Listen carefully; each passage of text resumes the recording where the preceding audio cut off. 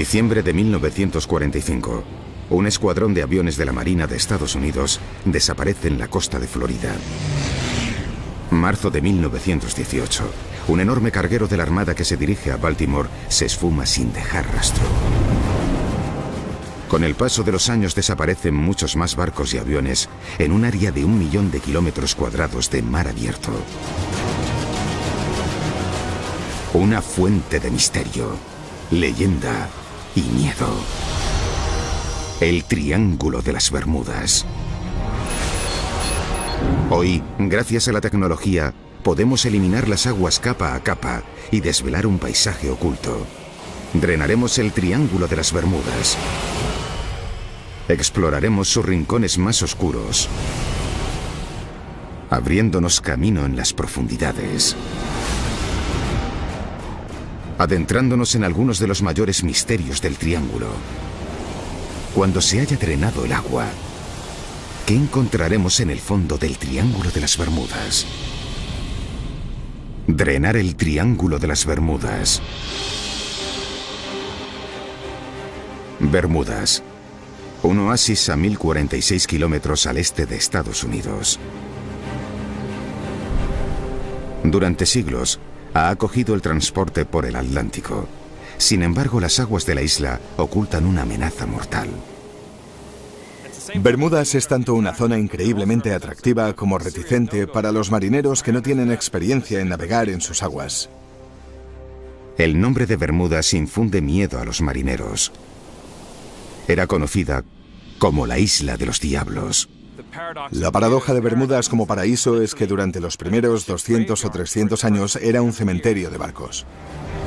Como guardián de barcos hundidos, el trabajo de Philippe Rouillat es rastrear y monitorizar los naufragios históricos de las Bermudas. Y aquí hay suficientes para mantenerse ocupado. De hecho, estas aguas han conseguido albergar hasta 300 embarcaciones. ¿Por qué naufragan tantos barcos en estas aguas tan cristalinas y tan cerca de tierra?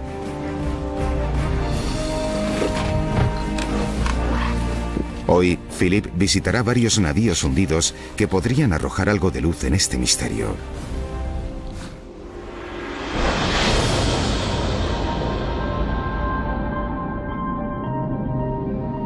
En primer lugar, el Mary Celestia, un barco de vapor con el casco de hierro que llevaba provisiones durante la Guerra Civil Americana.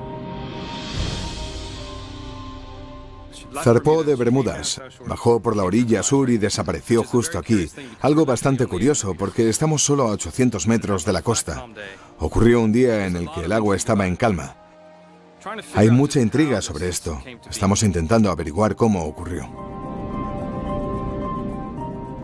Yace a tan solo 15 metros bajo el agua. Aún se puede distinguir la característica rueda de paletas del navío.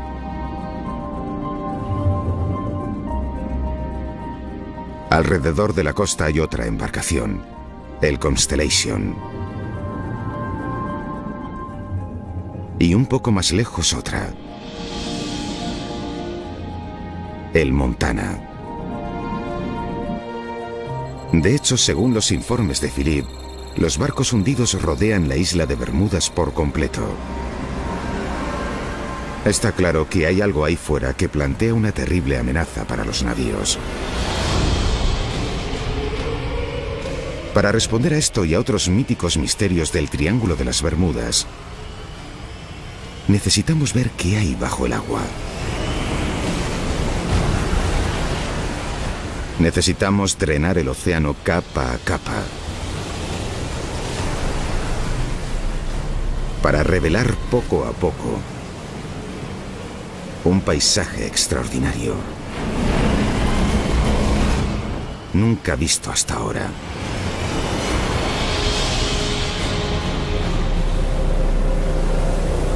Solo es posible ver las profundidades del Triángulo de las Bermudas gracias a una avanzada tecnología llamada mapeo por sonar. El mapeo por sonar despide ondas sonoras al suelo del océano. Las señales de retorno muestran la forma del objeto y la profundidad a la que se encuentra. Es la tecnología sonar la que puede ser de ayuda para destapar la causa de los cientos de naufragios que rodean la isla. Hola, ¿cómo estás, Nick? Bien, bien. ¿Y tú qué tal? El geólogo Nick Hutchins es un buscador de oro de nuestros días. Hoy va a utilizar el mapeo por sonar para cazar señales de formaciones específicas bajo el agua, cerca de donde se encuentran algunos naufragios de Bermudas. Lo que buscamos son depósitos minerales que podrían tener la forma de antiguas fumarolas, de fuentes hidrotermales conocidas como fumarolas negras. Nick cree que las fumarolas ahora extintas podrían contener metales y minerales poco comunes. Vamos en busca de oro y cobre. En esa corteza que ves hay platino, cobalto, níquel y materiales poco frecuentes pero importantes, ya que son vitales para la tecnología moderna. Con objeto de localizar metales de valor, Nick cuenta con un dispositivo sonar multihaz. Los datos revelan un paisaje submarino extraordinario alrededor de Bermudas, incluyendo lo que parece ser un acantilado. Hay una especie de meseta grande. Lo llamamos el acantilado. Llegas al lateral y después hay una pendiente de unos 60 grados y 350 brazas de profundidad. Las vistas son fascinantes. Pero ¿por qué hay un saliente de una montaña submarina lejos de la costa de Bermudas? Para encontrar el sentido tenemos que ver una foto más grande. Utilizando la información sonar más actualizada de la isla, hoy podemos trenar virtualmente toda la zona. Sin el agua, la pequeña isla parece posarse en la espectacular cima de una montaña. Un monte submarino de casi 5 kilómetros que se alza solitario en medio del océano Atlántico. ¿Cómo ha llegado aquí? La razón por la que la isla está aquí hoy es porque en este punto aislado de la placa oceánica tuvo lugar una erupción volcánica muy significativa debido a la fase de desarrollo del océano Atlántico. El volcán creció y creció durante millones de años hasta que finalmente sobrepasó la superficie del océano.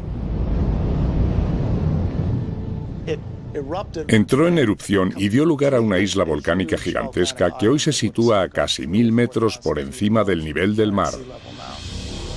Después de que el volcán se extinguiera hace 30 millones de años, el viento y la lluvia erosionaron la montaña hasta convertirla en meseta. Entonces, debido a que subió el nivel del mar tras la edad de hielo, Bermudas quedó reducida a una pequeña isla encima de un monte submarino. Hoy han crecido arrecifes en las laderas de este viejo volcán y rodean toda la isla de Bermudas. Los arrecifes de Bermudas son una barrera natural para protegernos de la furia del océano, pero también han sido un triste destino para muchos marineros. Estos arrecifes son potencialmente mortales para los barcos, pero lo que hay en ellos plantea una amenaza aún más peligrosa. En la isla son conocidos como hervidores o salientes. Los salientes se forman por un tipo de alga rocosa y por las conchas de millones de pequeños moluscos. Juntos crean una estructura caliza increíblemente dura que puede crecer hasta 10 metros desde el fondo del mar, pudiendo a veces salir a la superficie cuando la marea está baja. El material de los salientes es en realidad más duro que el del arrecife que los rodea, razón por la que han sobrevivido y por la que el proceso persiste. Por tanto, cualquier embarcación, ya sea de madera o metal, que se encuentre con una de estas formaciones, podría sufrir un serio impacto. En ocasiones, los salientes tienen áreas afiladas. Estas pueden perforar el casco de un barco como un abrelatas, hundiéndolo en minutos. Y pueden ser mortales cuando el agua está en calma. Una de las ironías de los salientes es que son más visibles cuando hay olas y tormenta. De hecho, a veces, cuando más peligrosos son los salientes, es en días en los que el agua está en calma porque no se ven nada. Los salientes han causado muchos de los naufragios de Bermudas, entre ellos el del Mary Celestia. Esta oculta amenaza rodea Bermudas, un legado mortal de su pasado volcánico. Drenar la isla de las Bermudas ha ayudado a explicar cientos de naufragios encontrados aquí.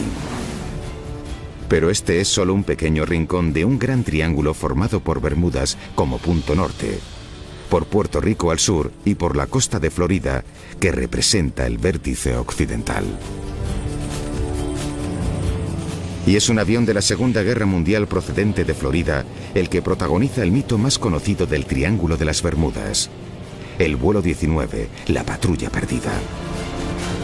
Hoy un equipo de submarinismo se dispone a buscar un avión implicado en los desconcertantes eventos de ese día.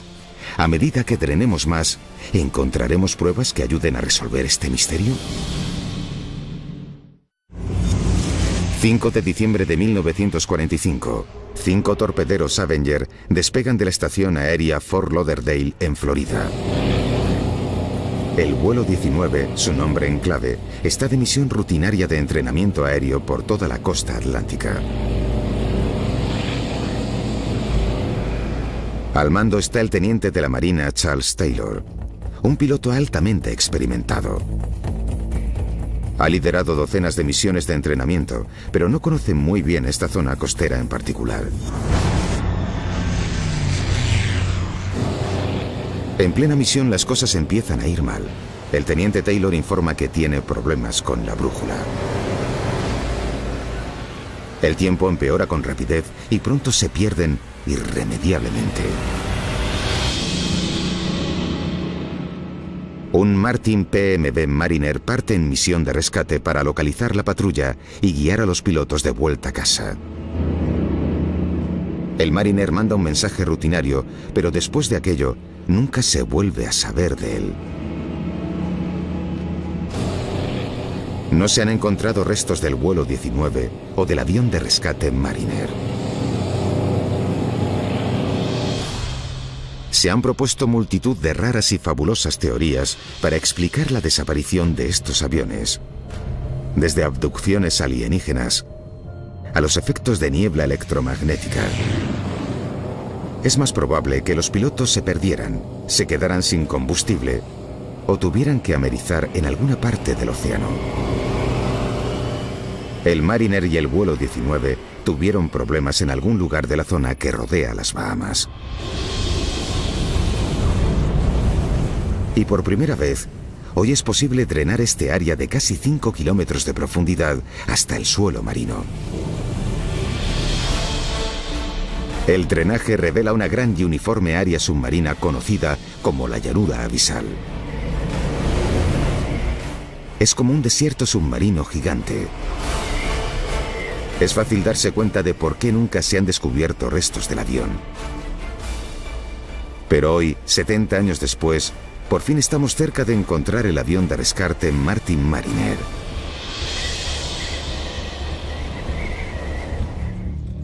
Mike Barnett es un buceador técnico especializado en ubicar aviones desaparecidos. Ha pasado años investigando el incidente del vuelo 19 y ahora cree que sabe de buena tinta dónde se estrelló el Mariner. Intenté recrear en mi mente la ruta aérea que podría haber seguido el avión y dónde podría haber caído. La ruta empezaría aquí, en la estación aérea naval de Banana River, donde despegó el avión. Luego viajó al norte hasta Cabo Cañaveral y después se dirigió al área de búsqueda que le habían asignado. Sabemos que media hora después de despegar se avistó una explosión. Un carguero registró una explosión en medio del aire. Cuando el navío se acercó, no encontraron restos. O se hundió o la corriente del Golfo se llevó los restos. Hoy Mike y su equipo están listos para buscar los restos del avión desaparecido. La zona que vamos a investigar hoy está a 70 metros de profundidad, a unos 80 kilómetros de la costa. Creemos que es un área sospechosa que merece ser analizada porque está dentro de la zona, un poco al norte de donde esperábamos, pero la influencia de la corriente del Golfo podría haberlo llevado allí. Los pescadores locales han informado de restos en este área y Mike va a buscarlos con su sonar. Acabamos de pasar el punto. No se percibe. Es bastante pequeño, lo que te esperarías de un avión. Llegados a este punto es hora de ponerse el traje e ir a mirar. Vamos, vamos, vamos. El punto está a casi 70 metros de profundidad. Mike cree que podría ser un avión, pero aún no puede asegurar que sea el Mariner.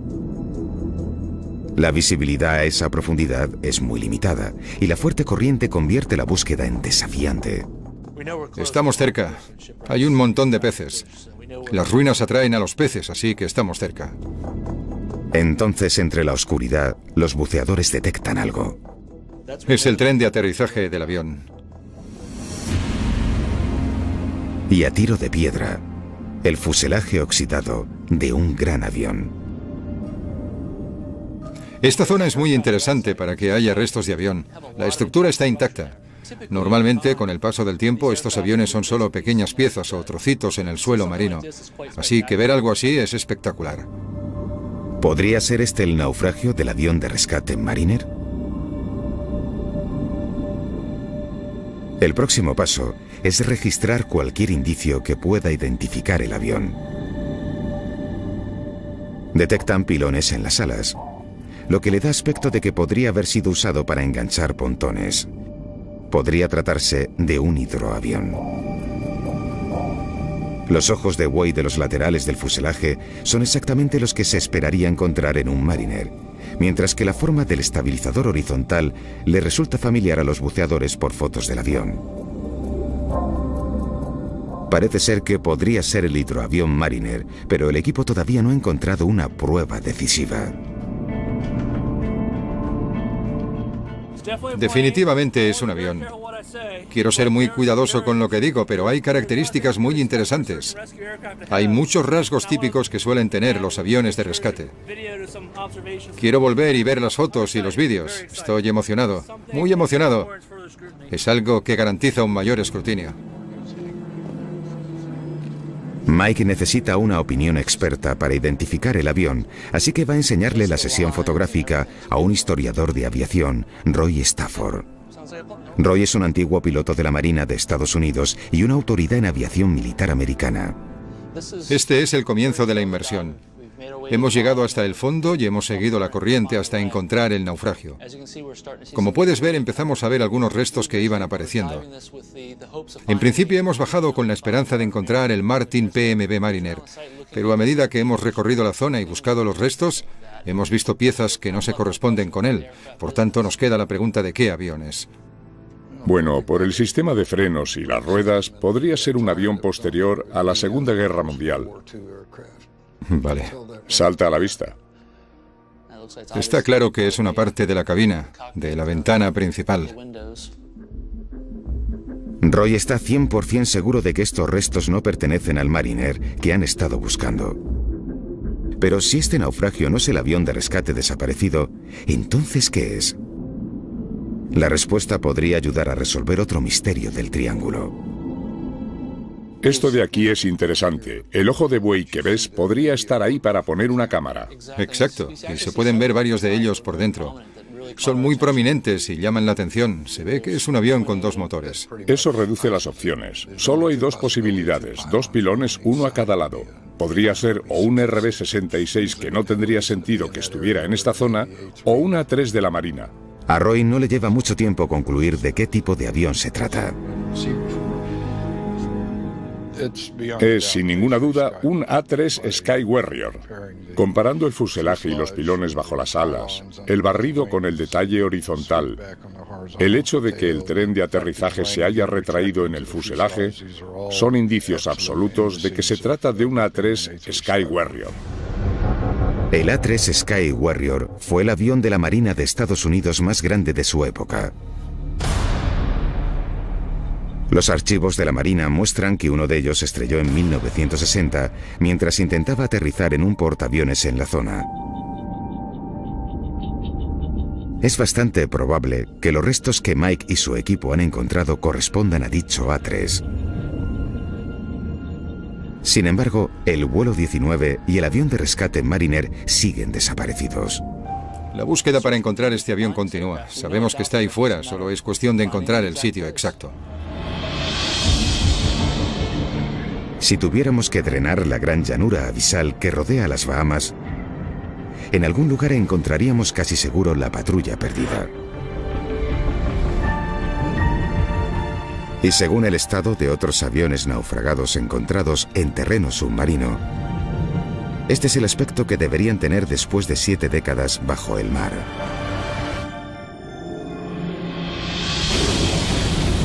A medida que drenamos más agua del Triángulo de las Bermudas y nos adentramos en las profundidades, nos encontramos con otro extraño fenómeno. En las Bahamas hay antiguas leyendas que hablan de monstruos marinos escondidos en cuevas submarinas. Bestias que devoran gente y barcos. Hoy los científicos han descubierto la extraordinaria verdad tras estas leyendas.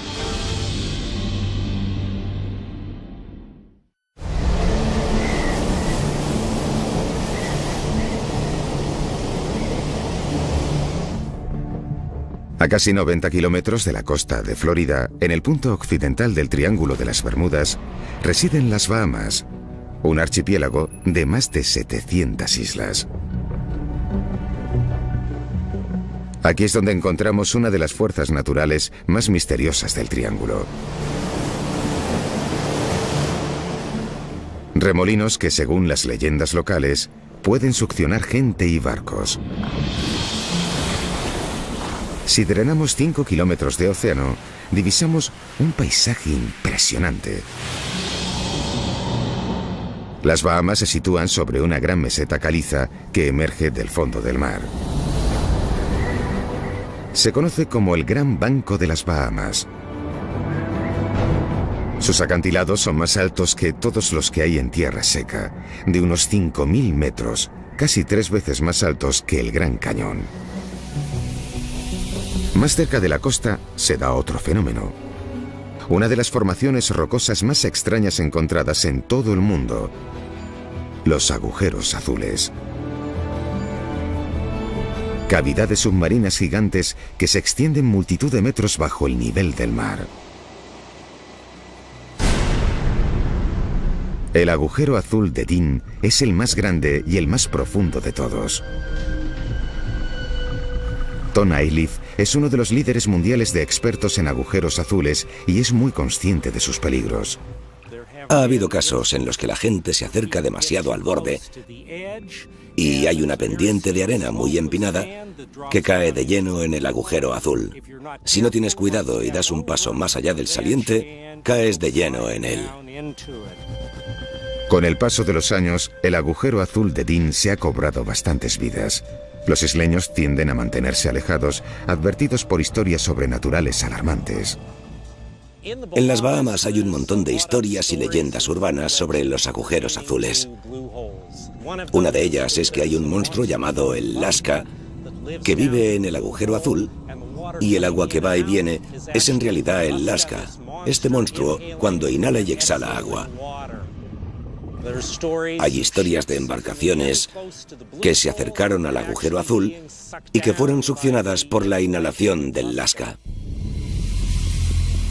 Sorprendentemente, Tom ha visto remolinos en el agujero azul de Dean, tal y como cuentan las leyendas. Cuando sube la marea, se puede ver cómo 3 vórtices o remolinos tragan agua simultáneamente en la cavidad. Tom está convencido de buscar una explicación racional a este extraño fenómeno. La marea ha tenido algo que ver, pero ¿podría haber también otras fuerzas operando en las desconocidas profundidades del agujero azul de Dean? La única forma de saberlo es buceando. Tom lleva más de 20 años explorando los agujeros azules de las Bahamas y nunca le dejan de sorprender. Son portales a otro mundo. Cuando buceamos en ellos, es como ir a un lugar que no parece de este planeta. Los agujeros azules son formaciones naturales poco comunes que los geólogos creen conocer. En la última edad de hielo, el nivel del mar era más bajo. En aquel entonces, toda esta piedra caliza sobresalía en la superficie. La lluvia ácida penetró la piedra caliza, erosionando la roca. Finalmente, el techo de una de las rocas se derrumbó creando la característica forma de botella del agujero azul. Debido a la subida del nivel del mar al final de la edad de hielo, toda la formación quedó sumergida. Tom se sumerge en el agujero azul de Dean y de repente este se ensancha. Cuando nos sumergimos a una profundidad de unos 20 metros, hay todavía como 50 metros bajo nuestros pies, según la cámara hiperbárica. A medida que nos sumergimos 20 metros más, vuelve a ensancharse y dobla su tamaño. Puede que unos 90 metros. Entonces, 30 metros más abajo, Tom localiza lo que parecen ser túneles laterales que salen del canal principal. Son pequeños, pero ejercen una poderosa fuerza de succión. Hay corrientes fuertes que intentan succionarte. Solo nos acercamos un poco, pero al volver tuvimos que cogernos los unos a los otros de las manos y empujarnos para librarnos de ellas. A casi 50 metros, Tom está en el límite de su experiencia en buceo. Nunca se ha aventurado a descender tanto. Un pequeñísimo número de buceadores expertos se ha atrevido a descender a la increíble cifra de 200 metros. Pero las profundidades albergan un vasto terreno sin explorar. Si drenásemos el agujero azul de Dean lo suficiente, revelaríamos no solo la gran forma embotellada de la cavidad, sino también la existencia de una red de túneles y fisuras que se extienden por las profundidades. Es la fuerza del agua que entra y sale de estos túneles la que genera el efecto de remolino, más que un mítico monstruo marino. Sin agua, el agujero azul de Dean es una estructura geológica abominable aún desconocida. Puede que los agujeros azules de las Bahamas tarden en revelar sus secretos, pero albergan muchos fenómenos inexplicables del Triángulo de las Bermudas. Hay leyendas extrañas acerca de gigantescos muros de agua que aparecen de la nada. Y una curiosa sustancia bajo el agua cubre el lecho marino con el poder suficiente para destruir barcos.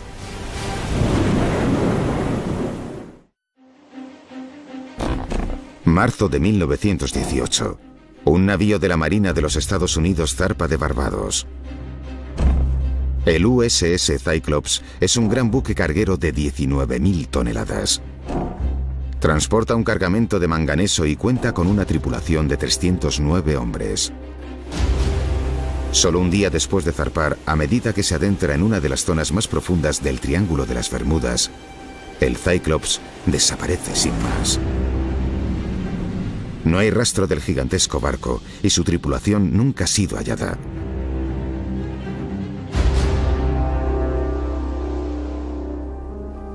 Para Marvin Barrage, la historia toma forma de tragedia personal. Mi tío abuelo, Lawrence Merkel, era bombero a bordo del barco.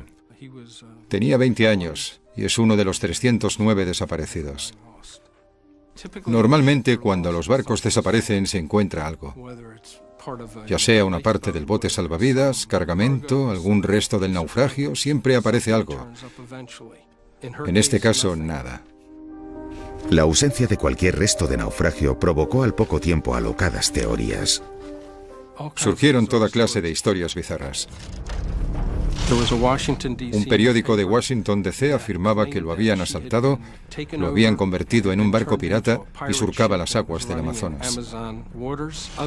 Otros decían que lo había asaltado un submarino alemán. Incluso que lo había atrapado un pulpo gigantesco. Había fotos de tales incidentes en varios periódicos del país. Marvin ha dedicado su carrera a averiguar qué le ocurrió realmente al Cyclops. Ha analizado cada documento y registro relacionados con el navío. Se necesitan décadas de cuidadosa investigación, pero hoy cree que ha identificado una debilidad letal en el diseño del barco. En esa época era el navío de la Marina de Estados Unidos más grande y rápido a flote. Tenía el fondo plano, se inclinaba fácilmente. Podría inclinarse unos 50 grados a un lado y unos 40 por el otro. Ese fallo se pudo haber pasado por alto causando una gran catástrofe.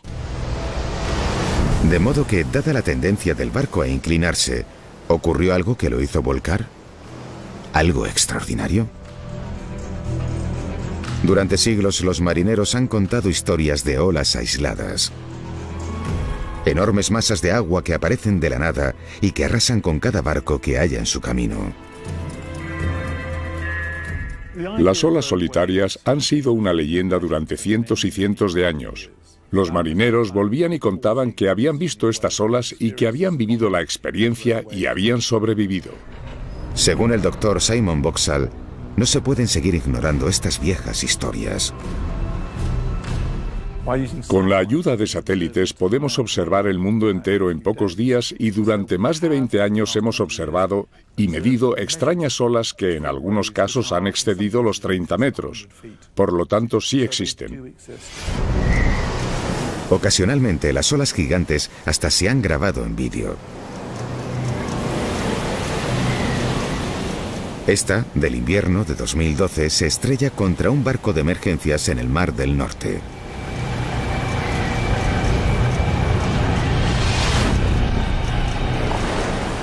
Dados los desajustes climáticos extremos del Triángulo de las Bermudas, ¿podrían darse olas gigantes aquí en una escala similar? Estamos en el Atlántico Norte y de vez en cuando se dan tormentas ecuatoriales, huracanes y temporales procedentes del Golfo de México. Ambas cosas juntas conforman un mar muy confuso y turbulento con olas gigantes. Por tanto, las aguas turbulentas del Triángulo produjeron una gran ola lo suficientemente grande como para hundir el Cyclops.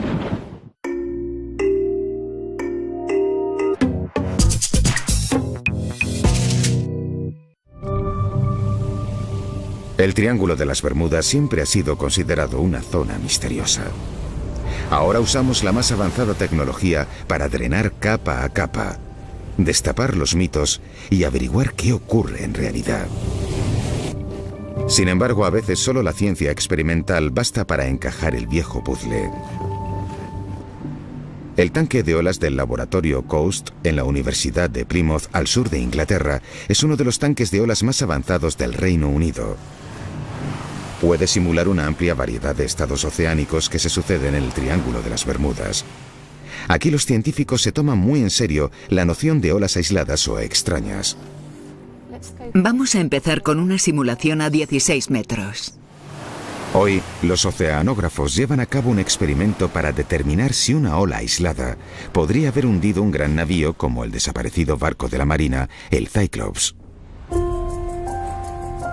El equipo cuenta con un modelo a escala comparable al tamaño del Cyclops. Lo pondrán directamente en el paso de una de las extrañas olas. Primero generan un patrón de ola normal. Con olas equivalentes a 7 metros, la embarcación permanece estable. Pero cuando simulan un impacto de dos tormentas convergiéndose, el patrón de las olas cambia. Y de repente, como de la nada, una ola solitaria. Es el equivalente a una ola de más de 15 metros y el impacto al modelo en escala es evidente.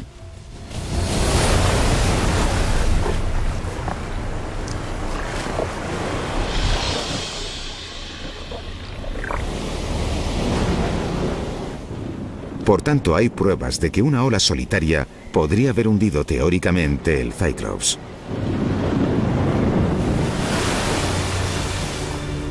Pero hay otro extraño fenómeno que también podría ser el culpable de la desaparición del barco.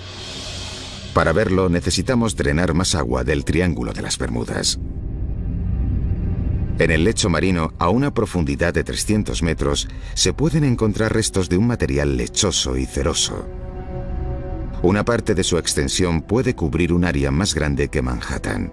Se trata de una sustancia llamada hidrato de metano. Este hidrato de metano se forma como resultado de material de la superficie, material orgánico, plantas, peces muertos y plancton, que se hunden y se deterioran, hasta descomponerse en bacterias y microbios. Esta sesión de fotos muestra mucho hidrato de metano en el fondo del mar. El metano también puede quedarse atrapado en huecos del lecho marino. En 1981, en el Mar del Sur de China, un barco perforador da con una bolsa de gas poco profunda, provocando un estallido. A medida que el gas sale a la superficie, el barco se desestabiliza más y acaba volcando y hundiéndose.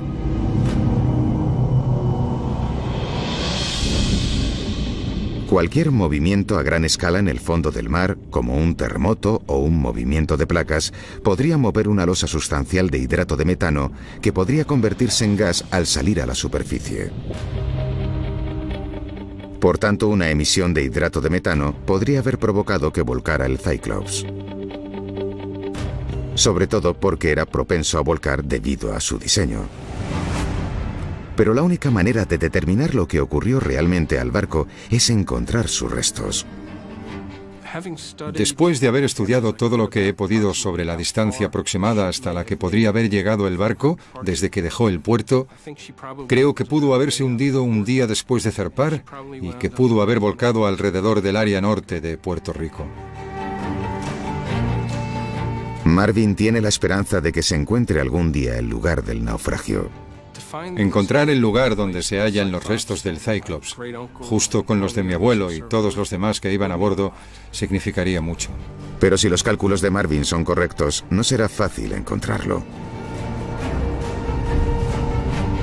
El drenaje de la zona revela una fosa de hasta 8 kilómetros de profundidad. La fosa de Puerto Rico. Aquí es donde el triángulo alcanza su punto más profundo. De hecho, es el punto más profundo de todo el Atlántico. A medida que los científicos han explorado la gran formación submarina, encuentran lo que podría ser el secreto más mortal del Triángulo de las Bermudas. El origen de un tsunami potencialmente devastador. La parte más profunda del Triángulo de las Bermudas, la fosa de Puerto Rico, podría albergar un secreto mortal. Por tanto, los científicos se apresuran a explorar esta inaccesible región submarina.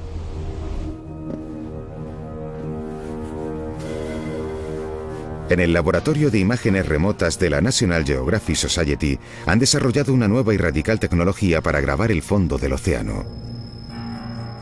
Se llama DropCam. Perfecta, está lista. Tras años de desarrollo, el ingeniero jefe Eric Berkenpass está preparado para probar su cámara en el océano de Chile.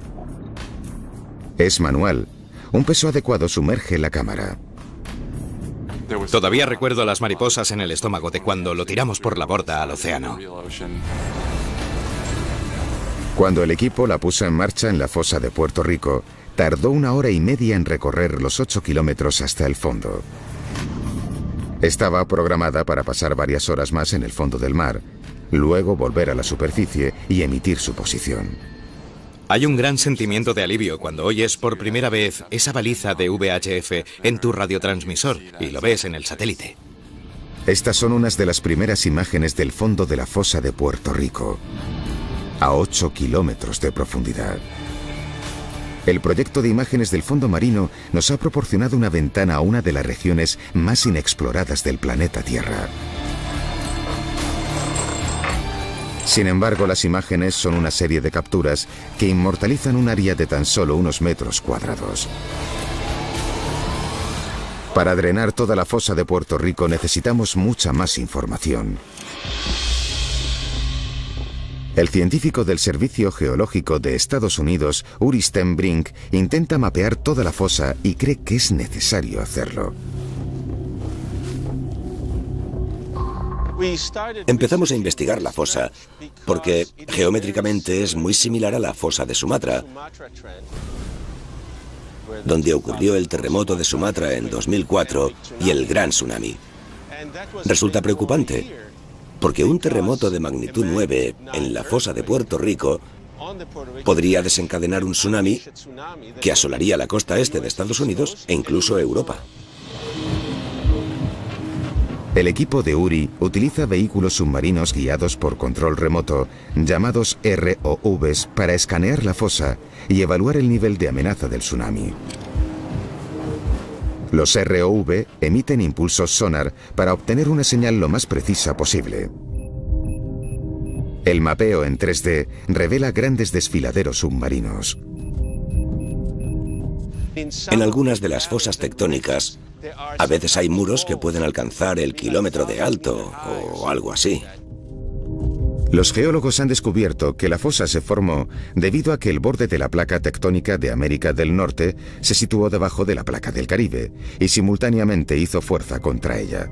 Pero lo que los nuevos datos sugieren hoy es que podría tratarse de un terreno ideal de movimientos de placas.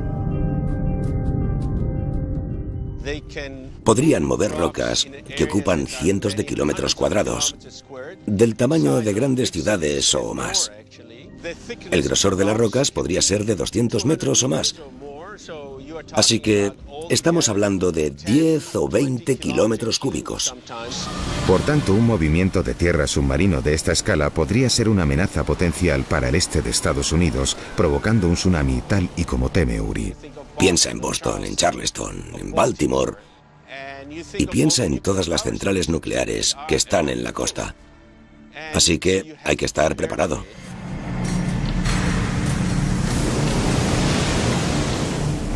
El terrorífico impacto de un tsunami en una central nuclear que no esté lo suficientemente protegida se entiende muy bien después del desastre de Fukushima de 2011.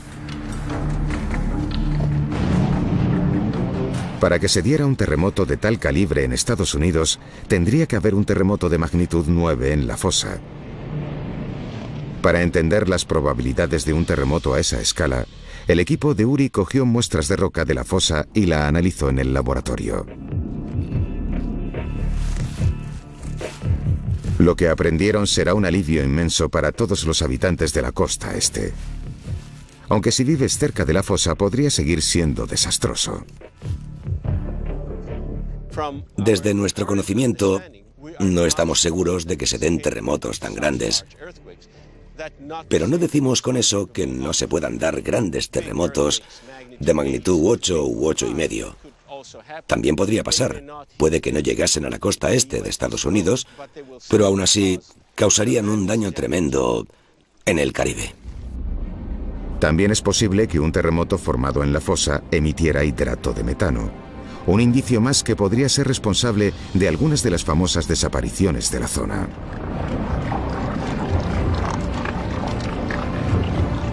Los datos de Uri nos permiten drenar 800 kilómetros de la fosa de Puerto Rico. Dada su gran escala e inmensa profundidad, quizá no es de extrañar que muchos de los barcos y aviones desaparecidos del Triángulo sigan en paradero desconocido. Hay acantilados espectaculares en sus profundidades. Es verdaderamente un paisaje impresionante, situado al fondo del Océano Atlántico, a 8 kilómetros de profundidad. Drenar el Triángulo de las Bermudas nos ha mostrado por primera vez un abanico despampanante de terreno variado, incluyendo algunas de las más extrañas formaciones conocidas hasta ahora en nuestros océanos. Los mitos y leyendas del Triángulo persisten y están profundamente arraigados. Ya hemos descubierto que los peligros de esta zona no parecen venir de fenómenos sobrenaturales, sino de la mortal fuerza de la propia madre naturaleza.